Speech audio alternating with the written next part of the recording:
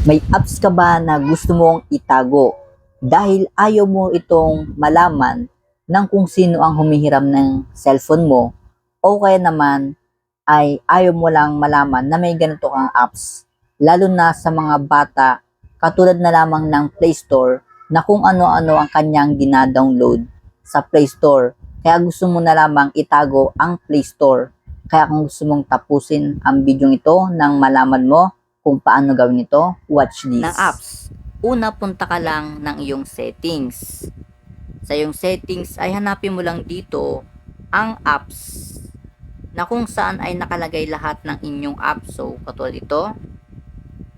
Pagkatapos ay i-search mo lang dito kung anong apps ang gusto mong itago or i-hide sa iyong device na kung saan ay hindi ito makikita kahit anong gawin ng humiram ng phone mo. I-search natin dito yung apps na yun. Halimbawa sa akin ay Play Store.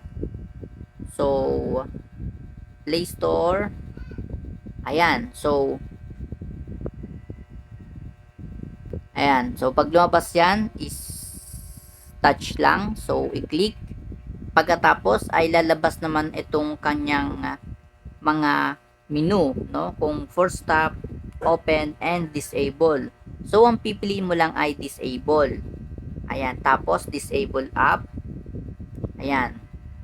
Pagkatapos, kung gusto mo lang siya na ibalik, ay ganun pa rin ang process. I-search mo siya sa yung app na settings. Pagkatapos, pag lumabas na siya, lalabas naman itong enable. So, i-click mo lang yan. Nang sa ganun ay bumalik na siya sa inyong device. Kung may natutunan, pakibahagi naman po ng ating video.